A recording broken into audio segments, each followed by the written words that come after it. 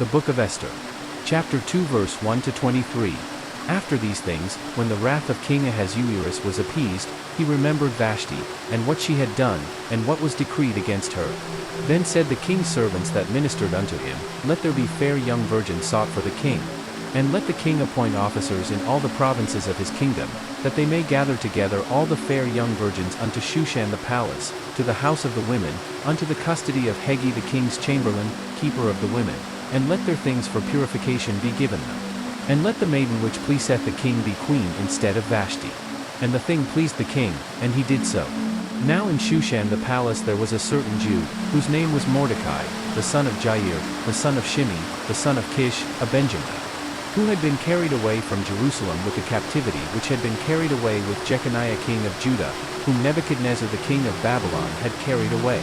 And he brought up Hadassah, that is, Esther, his uncle's daughter, for she had neither father nor mother, and the maid was fair and beautiful, whom Mordecai, when her father and mother were dead, took for his own daughter.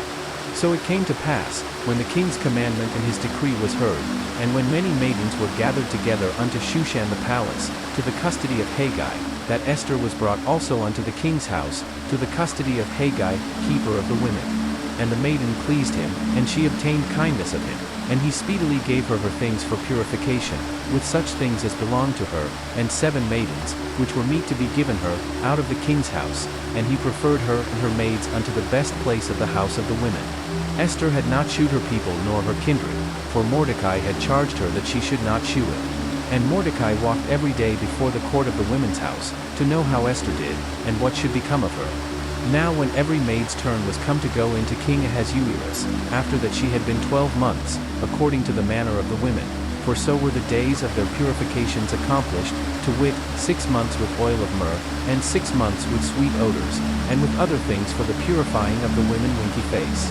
Then thus came every maiden unto the king, whatsoever she desired was given her to go with her out of the house of the women unto the king's house.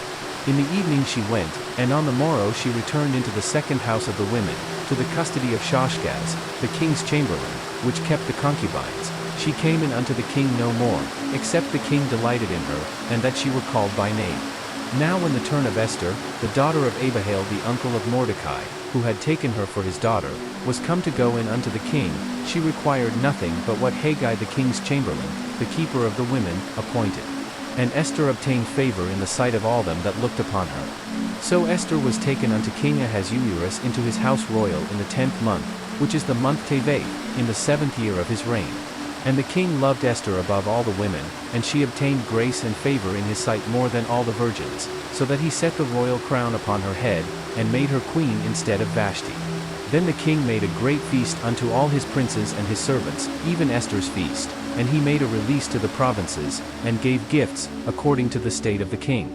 And when the virgins were gathered together the second time, then Mordecai sat in the king's gate.